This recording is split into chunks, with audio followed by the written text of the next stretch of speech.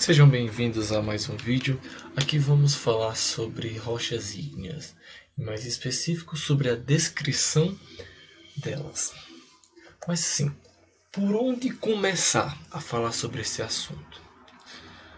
Olha, aqui vamos abordar 5 tópicos, a qual vão seguindo ordens de importância. Olha, primeiro vamos ver a textura das possíveis que uma rocha ígnea pode ter, bem como sua estrutura, o seu índice de cor, as características minerais e bem como, depois de visto tudo isso, vamos dar nome à rocha em si, pois ela pode receber um nome. Aí lembrando, rocha ígnea nada mais é do que toda aquela rocha oriunda da solidificação do magma ou lava que vem da Terra. Enfim, vamos lá. Textura. Uma rocha ígnea, quando cristalizada, quando dá o tempo certinho para os minerais que nela existem crescer e se desenvolver, ela desenvolve então uma coisa chamada textura, que no caso veremos aqui em 6 tópicos, que no caso são divididos em grau de cristalinidade, grau de visibilidade, aí tem granulometria, tem também... Eu vou mostrar cada um deles, mas vamos começar pelo começo. Grau de cristalinidade. O que é o grau de cristalinidade? Vejamos da seguinte maneira. Está aqui duas rochas ígneas. Uma delas foi cristalizada dentro da Terra, que é essa onde nós conseguimos ver os minerais, e outra externa, fora, rápida, aquela lava de vulcão. Então, possivelmente nessa que é de lava de vulcão, que foi cristalizada muito rápido, há o que a gente chama de obsidian, vidro vulcânico. Ou seja, não é tecnicamente um mineral. Então, quando fala sobre grau de cristalinidade, fala sobre a relação de, ei, isso daqui é tudo vidro vulcânico? Se sim, então é holovítrio. Ei, não, aqui tem a maioria de vidro vulcânico, mas ainda tem minerais, então é hipovítrio. Aí você diz, não, eu olho aqui e vejo que tem muito, basicamente é tudo minerais. Ou seja, minerais que são tudo aquilo que tem composição química e estrutura, composição química, é inorgânico, tudo isso, toda essa definição de mineral cabe a cada um desses bichinhos aqui, seja esse branco, esse rosa, esse cinza, esse preto. Então, se eu sei que tudo isso aqui é mineral, eu posso chamar a textura com base no grau de cristalinidade de holocristalino, que é 100% minerais. Tá aqui, a listinha bem bonitinha. Sobre o grau de visibilidade. Aqui é interessante. Por quê? Porque condiz a nossos próprios olhos. Ou seja, eu não vou falar sobre grau de visibilidade se eu não estou vendo nada. Então, dito isso, dado uma certa amostra, se ao olhá-la você consegue ver os minerais, todos, então você pode classificar ela como fanerítica.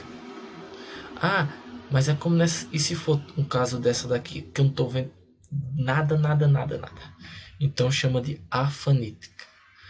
Percebam certos prefixos. Exemplo, o A. O A que vem.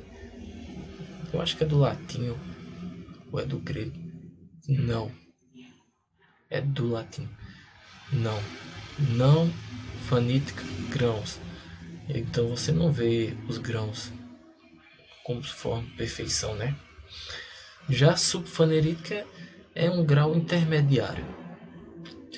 Para facilitar para vocês também saberem, geralmente as rochas faneríticas elas têm uma característica, você só vai conseguir enxergar ela, ou seja, eu vou conseguir enxergar os cristais de minerais bem bonitinho, porque imagine aí um vulcão, que é um vulcão, a boca do vulcão, tá descendo, descendo, descendo, descendo, descendo lá para as profundezas da Terra. Todo esse canal aqui. Geralmente, nós só conseguimos enxergar, geralmente não, 100% das vezes, nós só conseguimos enxergar minerais deste tamanho aqui, bonitões, porque o local onde ele se desenvolve na Terra é lá embaixo. É lá embaixo. Aí ele vai encaminhando para cima, né? Ele vai indo nessa direção, seja por causa de intemperismo, erosão ou até mesmo deslocamento do magma. Aí sim torna visível ao aqui para a gente ver, né? Já esses daqui, exemplos de rochas afaníticas, exemplo o basalto, ele é formado. Se a gente não consegue ver os minerais, é porque eles não deram tempo de se formar a tamanho razoáveis para nós vermos. Então, se fosse para dizer em termos de localização, chamando ele aqui de 2, seria como se ele tivesse sido feito aqui, já do lado de fora, em algum derrame de lava. Certo? É importante dizer isso porque assim já conseguem fazer medidas não, criar um argumento para aquele corpo que você está vendo. Continuando aqui. Sobre outros aspectos da textura. Existe a questão da granulação, como eu já falei, mas também uma coisinha chamada o tamanho relativo dos cristais. Aqui é realmente quando nós já estamos olhando aqui a determinada amostra de rocha e começamos a olhar os seus grãos, quem a constitui. Olhando cada um deles. Aí pega uma média deles e tudo mais, você não precisa pegar cada um deles e fazer direitinho. E mede, exemplo, quando é uma rocha vulcânica, que é aquela, por exemplo, o basalto, como é vítreo, numa parte das vezes, né? Então nem precisa medir direitinho. Já essas outras aqui, que você tem como pegar uma régua e medir, aqui sim, é obrigado, tá certo? De tal maneira que, por exemplo, se ao pegar esses cristais aqui e medir for de 0,1 centímetro a 1 centímetro, então é classificado como média. Menor que isso é fina. Agora, se for de 1 centímetro, aí já está aqui, de 1 centímetro a 3 centímetros, aí já é classificado como grossa. Aí você pergunta, tá, mas por que é interessante eu, através de uma descrição, dizer que tal amostra tem uma granulação grossa, muito grossa, gigante? Por que é interessante? Por causa que ajuda, no final das contas, a fazer inferências, a inferir certas coisas. Exemplo, a profundidade onde foi feito. Entende? Sobre o tamanho relativo dos cristais. Enquanto aqui nós estamos olhando a granulação como um todo, aqui nós vamos olhar para os cristais em si e a forma como eles estão rearranjados. Exemplo. Eles são todos de um mesmo tamanho? Aqui eu tentei desenhar eles todos de um mesmo tamanho. Então, aqui eu já poderia chamar de equigranular. Equi de igual. Então, lembrem. Igual. Aí, granular. Se é granular, é os grânulos, né? Então, de grãos iguais. Sim. Inequi, diferente. Granular, ou seja, grãos diferentes. De tamanhos diferentes, não grãos necessariamente de natureza diferente. Os grãos podem ser de uma mesma natureza, ou seja, sei lá, todos grãos de quartzo, ou de naturezas diferentes, um de quartzo, um de mica, um miscovita, mas todos tendo de tamanho diferente. Aí pode chamar de inéquio granular. Porfirítica. Porfirítica é um caso especial do inéquio granular, uma vez que Na amostra de rocha haverá os fenocristais, minerais que se distinguem dos outros por causa do seu tamanho. Então, enquanto, por exemplo, todo mundo é de uma faixa de tamanho, os fenocristais são de outro tamanho, entende? Agora, os megaporfiríticos, Ave Maria, se esse é uma outra parte, por assim se dizer, de porfirítica, porque imagina aí um corpo de rocha onde literalmente os fenocristais são gigantescos. Isso geralmente acontece em corpos de pegmatitos granitos, exemplo que ocorre na Paraíba, na Campina Grande, Paraíba em região que é a Serra da Borborema, esqueci como se diz, a província pegmatítica da Borborema. Lá tem grandes pegmatitos graníticos que eximem essa textura de megaporfirítica, ou seja, até agora já foram 4 coisas vistas só nessa parte de textura, que no caso seria grau de cristalinidade. Eu consigo ver é tudo cristal, é tudo mineral. O grau de visibilidade eu consigo ver, fanerítica, não consigo ver, afanítica. Granulação, densa, fina, média, grossa, muito grossa, gigante. Tamanho relativo dos cristais, é tudo igual? Não é tudo igual. É porfirítica, é megaporfirítica. Agora vamos partir para a próxima, sobre a estrutura. Aqui eu peço uma coisa para vocês: não olhem os cristais. Exemplo assim, nós acabamos de sair de uma parte onde nós estávamos olhando os cristais para saber dizer bonitinho e tudo mais. Mas aqui eu peço que vocês não façam isso. Aqui nós não vamos olhar os integrantes da rocha. Não vamos olhar os cristais, os minerais, não. Aqui nós vamos caçar meio de olhar a estrutura de uma maneira geral, olhar o todo mesmo, como é que ele se encontra. Aí existem aqui 4 possíveis classificações. Maciça, ou seja, você não consegue enxergar nada de especial, é tudo uma massa velha de rocha. Isso é o que a gente chama de maciça. Aí tem o tipo orientado, e você diga, orientado? Como assim orientado? Olhem aqui os cristais que estão tipo retangulares, ó.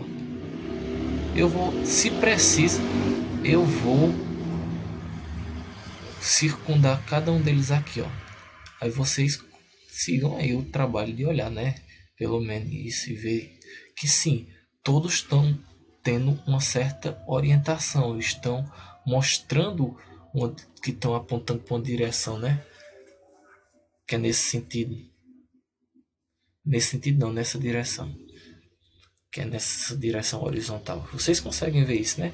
Inclusive, ó, dá para até enxergar mais. Tem muitos mesmo cristais orientados aqui, mas muitos mesmo. Enfim, quando nós olhamos o todo e vemos que os cristais, os fenocristais, os minerais estão apontando para uma direção, aí nós podemos dizer que essa rocha ígnea, possivelmente plutônica, é orientada. E o que seria uma rocha ígnea vesicular? É porque dentro dela tem estes buracos.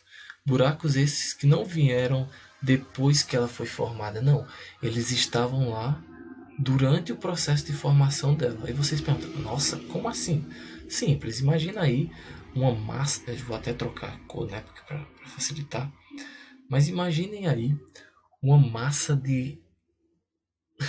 uma massa líquida cheia de gases dentro dela, no caso aqui está parecendo minerais, gases, e que pouco a pouco, de cima para baixo, né, porque é assim que funciona a vida, está solidificando,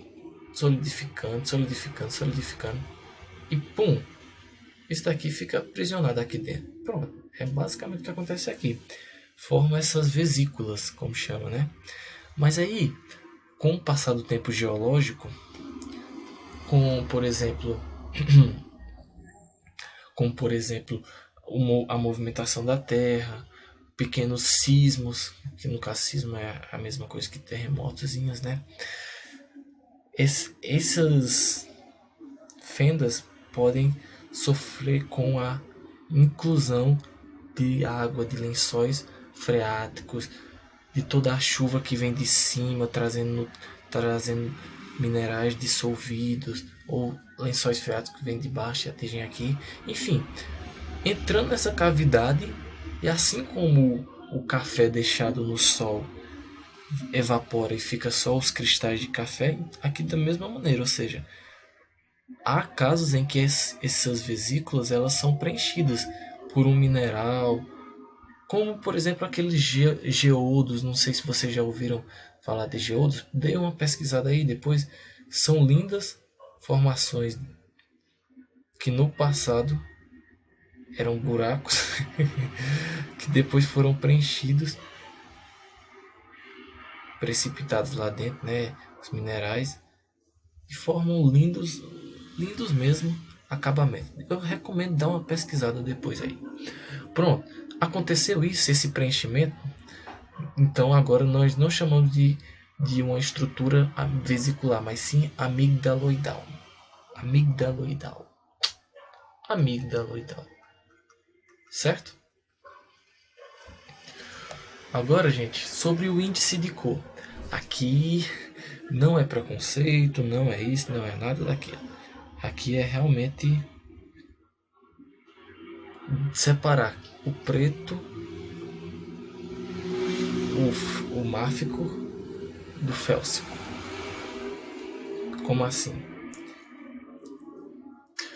Entende-se por máfico, minerais máficos,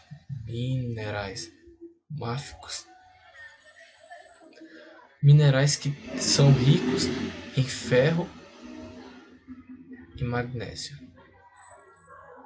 E eles, graças a esses dois aqui, acabam por, na maioria das vezes, exibirem uma tonalidade black, preta. Enquanto os minerais félsicos,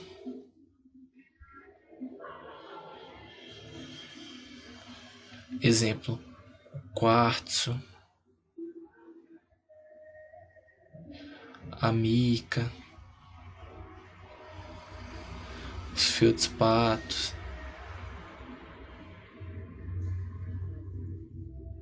estes eximem uma coloração mais clara, como vocês podem ver aqui nesse. Aí, graças a isso, nós, ao olharmos uma amostra de rocha, nós podemos estimar o tal índice de cor, certo? Índice de cor. Quando uma rocha apresenta um índice de cor, aqui nós vamos olhar em mais específico os minerais pretos, ou seja, os minerais máficos de uma rocha. E com base na porcentagem, exemplo, eu estou olhando aqui, eu vejo que tem 5%.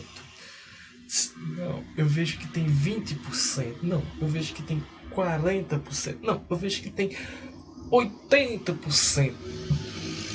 Enfim, aí com base nisso nós vamos poder dizer se a rocha é hololeucocrática,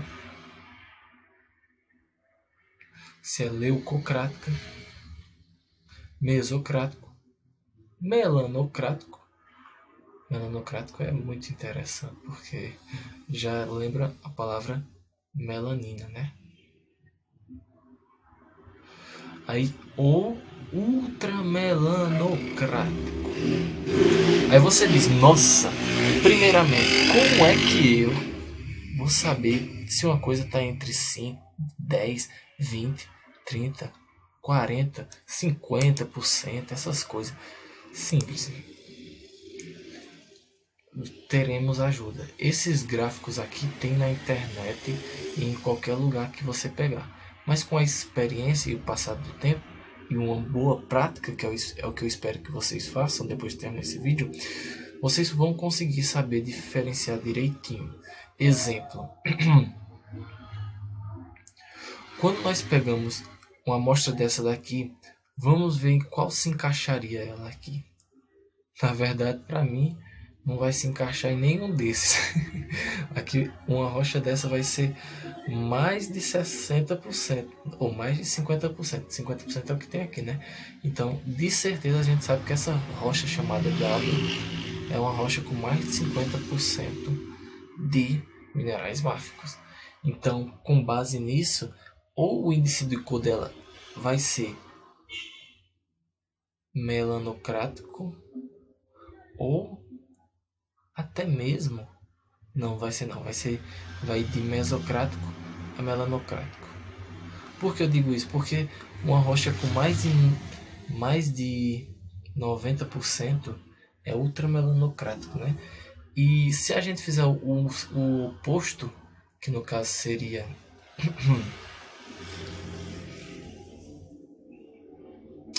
pensando bem, gente, vai ser daqui para baixo. Possivelmente vai ser daqui para baixo mesmo. Eu ia fazer uma analogia aqui, mas deixa para lá. Continuando. Já o granito aqui, quando nós olhamos as pontinhas pretas aqui e vamos comparar, nós podemos até dizer, né, que ó, olhando isso daqui, tem de 5 a 10%. Tá entre esses dois, né? Esse granito aqui, ó. Olhem as coisas pretinhas, os pontinhos pretinhos, e concordem comigo, ó, tá de 5 a 10%. Sendo dessa maneira, eu classificaria isso daqui facilmente como leucocrático. E assim daria certo. Olha, tem um nome aqui granito, tem nome gabbro, mas esses nomes são dados ao final, com o uso lá disso daqui, ó.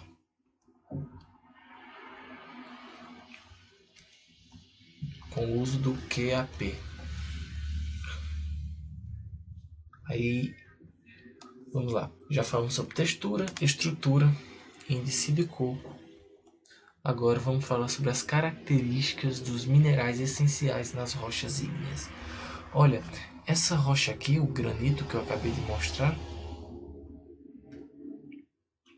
ele com certeza é composto por minerais, né? Tem esse branco, tem esse roxo, tem esse mais rosado. E cada um desses minerais são diferentes um do outro, que senão foi ideal. E o que vai ser necessário para nós observarmos, quantificarmos e dar e sabermos, pois assim dá o nome, né? Vai ser justamente a questão do quartzo e dos feldspatos, seja ele o alcalino ou o plagioclásio. Aqui eu anotei algumas características desses minerais que pode vir a nos ajudar. Exemplo, o quartzo, que é esse daqui de cima, ele tem um brilho vítreo, parece vidro. Às vezes, na maioria dos casos, né, é translúcido, ou seja, você dá uma luz e ele passa, ele tem facilidade de passar luz. Ele tem uma dureza 7 na escala de mols. Ele não tem hábito. O que significa ter hábito? Significa que se eu quebrasse ele aqui, ele iria ficar de certa maneira numas formas iguais. Exemplo, se ele tivesse o hábito cúbico, quando eu quebrasse ele possivelmente apareceria em formas cúbicas. Eu estou confundindo com clivagem, meu Deus. Continuando. O feldspato alcalino, ele não tem um brilho tão bom. Não tem um brilho tão bom, é verdade, quanto o quartzo, tirando as faces de clivagem, que aí recentemente, geralmente é opaco a translúcido, tem uma dureza em torno de 6.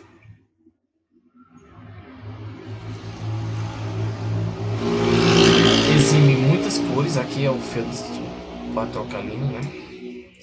E algo chave para ajudar, uma coisa chamada lei de Carlsbad. Por quê? Por causa que tem, tanto aqui dá para ver, né?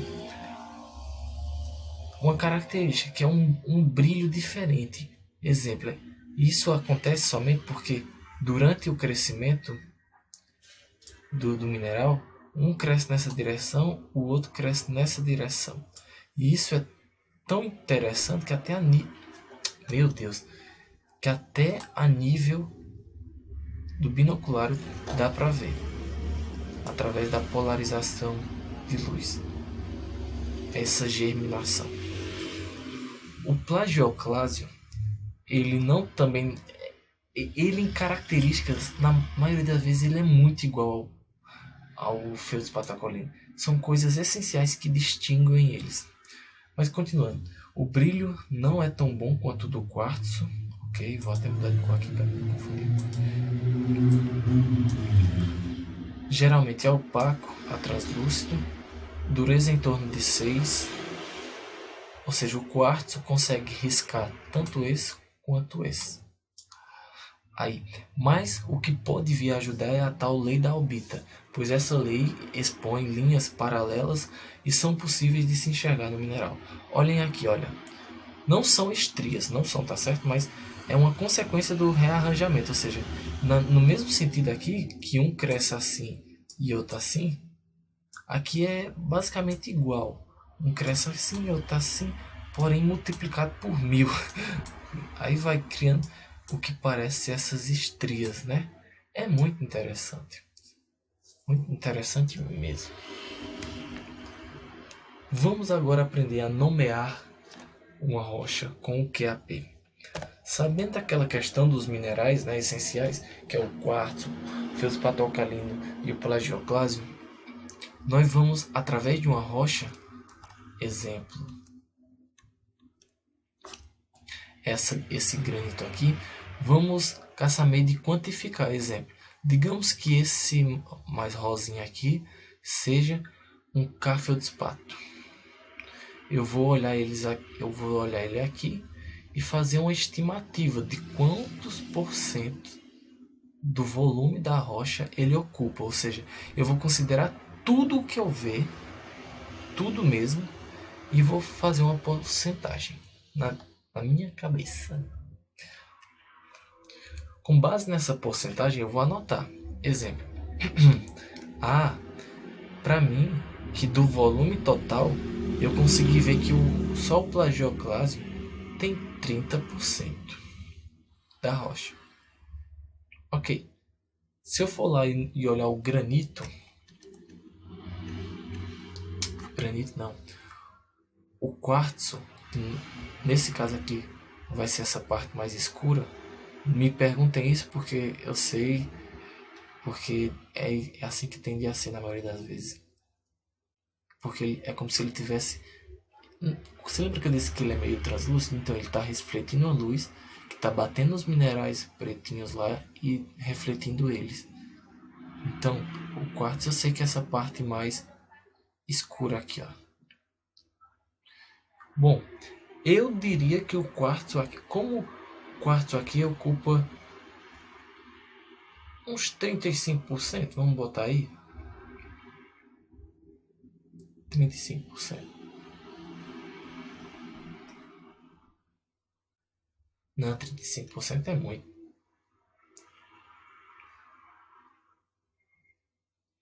Vou botar em torno de 30% também. Já de minerais, já do plagioclásio, que é aquele branco lá, vamos botar em torno de 30% também.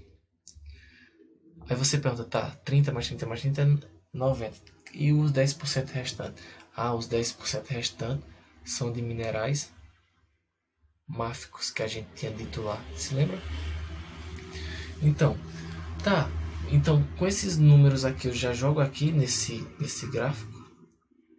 Não. Não, não, não, não. Primeiro, você vai fazer a conversão. A conversão se dá da seguinte maneira. Se eu sei que 30%, você soma esses três aqui, que é a porcentagem total, ou seja, deu 90. Se eu sei que 30 tá para 90%, 30% tá para 90%, quantos por cento tá para 100? É só uma regra de 3 simples. E assim finaliza direitinho. Aí descobre a porcentagem. Fazendo de cabeça aqui, eu acredito que a conversão vai dar 33%,333. Vejam aí, ver se eu não estou certo. E daqui, pronto. Tá, Messias, nós entendemos que tem que fazer essa conversão. Mas e aqui, como é que vai fazer a contagem? Então, gente, se eu sei que aqui é o quartzo, aqui é o feldespato alcalino e aqui é o meu plagioclásio.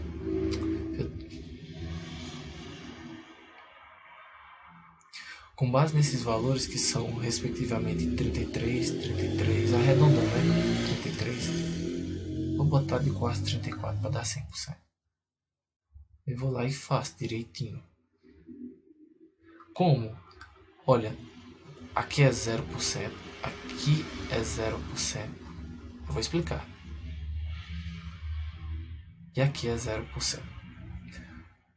Aqui vai crescer daqui para cima, de 0 a 100% de quartzo.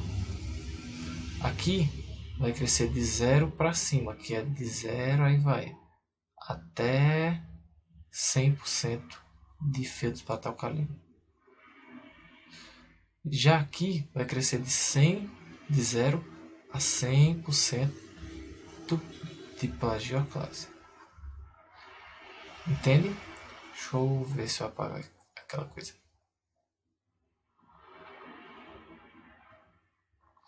Então vamos lá. Eu vou mostrar para vocês e assim vocês podem ver direitinho. Se eu sei que tem 34% de quartzo, eu vou contando aqui, ó. Tá indo pulando de 5%, tá vendo? Cada barrinha dessa 5%. Então é 5, 10, 15, 20, 25, 30, 35. Mas eu disse 34, né? Então é mais. Então essa linha aqui. A linha não tá reta, mas tudo bem. Eu já sei que a resposta final vai estar em cima dessa linha aqui. Vamos saber outro. Eu disse que aqui é o do feldespato alcalino, né? Aqui é quartzo, feldespato alcalino e aqui é plagioclase. Então eu vou contar daqui para lá, 100%. 5, 10, 20, 30, 31, 32, 33. Essa linha aqui é onde tem 33%. Vocês percebam que como eu estou contando do alcalino, então eu tenho que contar nessa direção mesmo, tá certo? De 0 a 100. Aí eu já vi a interseção dessas duas retas, que foi aqui. Então possivelmente é aqui a resposta. Mas só para confirmar, vamos contar de novo os 33% de plagioclase. Agora os 33% de plagioclase. 10, 20... Não, bestalhado. 5, 10, 15, 20, 30... Epa, contei errado. 5, 10, 15, 20, 25, 33. Perdão, gente, eu contei errado do alcalino feldespato é ali. É aqui o verdadeiro ponto, não esse. Tanto é que se eu contar aqui, vai dar em cima desse bagulho aqui, quer ver? Ó? 5, 10, 15, 20, 25, 33. Deu certinho. Então, caiu nesse 3B. É o que tem aqui, 3B, né? Aí quando vamos olhar aqui quem é 3B, é um granito. Aqui é um tipo granito. E mais específico, o monzogranito. O monzogranito. Entende? Então, claro, aqui está só granito. Mas se fosse para ser mais exato, o certo a se colocar aqui seria monzogranito.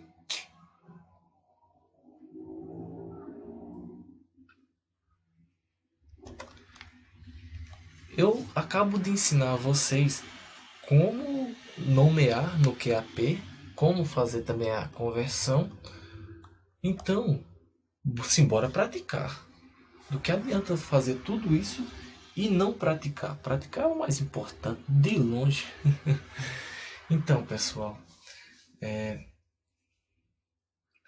por onde começar? Por onde começar? Primeiro, deixa eu pegar aqui direitinho. Primeiro, a textura. Sobre os 4 pontos lá. Eu vejo que é holocristalina, porque consigo ver os minerais, né? Seria melhor se fosse uma amostra pessoal de mão. Ela é holocristalina. Sobre os grãos, eu consigo ver eles, consigo. Então é fanerítica. Sobre o tamanho relativo dos grãos. Eu não tenho uma régua aqui. Não tenho, é verdade. Então vamos supor que todos esses aqui são grãos médios. Grão médio. Certo, seria por granulometria média. Granulometria média.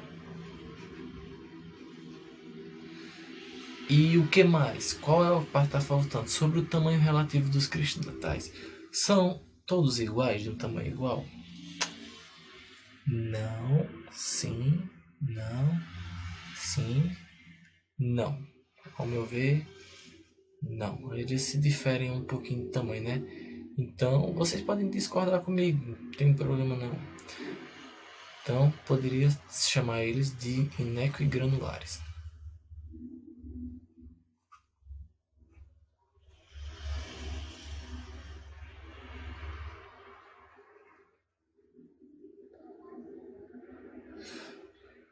Isso foi falando sobre a textura e sobre a estrutura.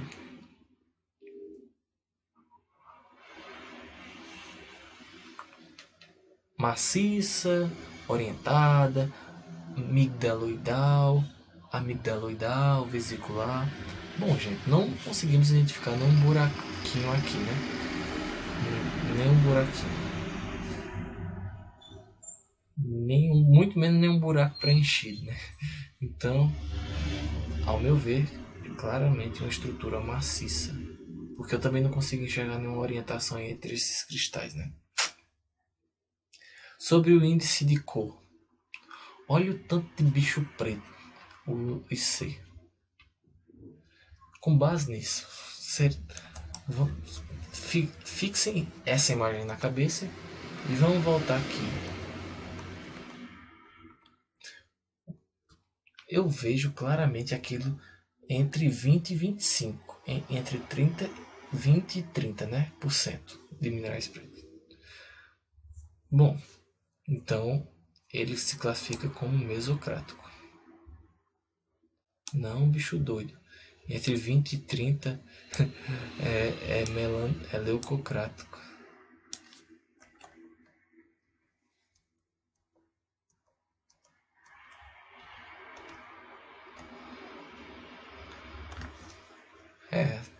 Dá para ser aceitável mesmo como leucocrático.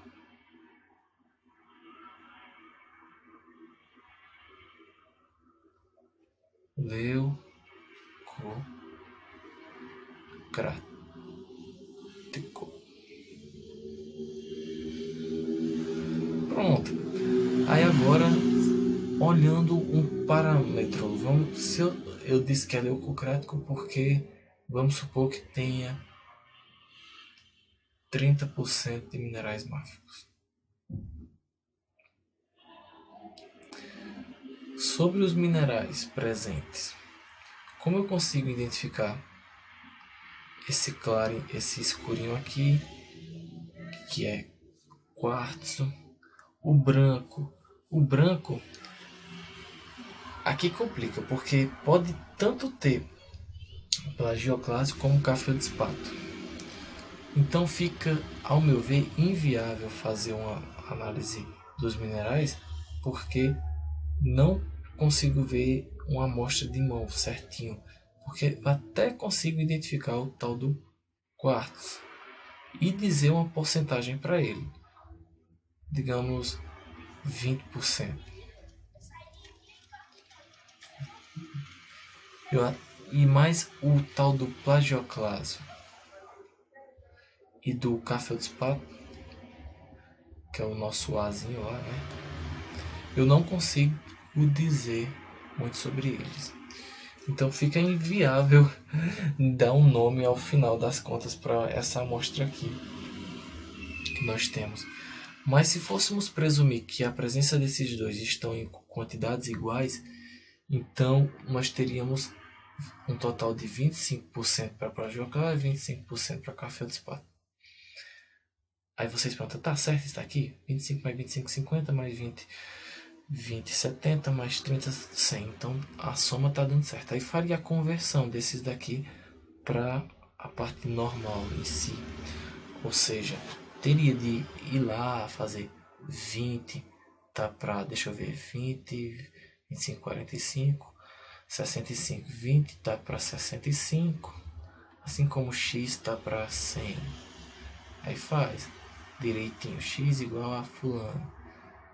Aí faz aqui 25 tá para 65, assim como y tá para 100.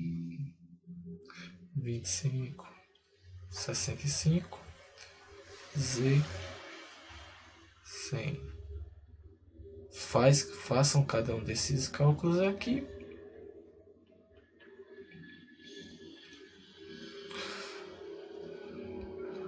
Vê o resultado e aplica no QAP que está aqui. Eu vou até apagar aqui e deixar limpo para facilitar a vida para vocês. Aí, ao fazerem isso, me digam nos comentários a resposta. Para aquele que acertar, eu dou um parabéns. É isso. Falou, até o próximo vídeo.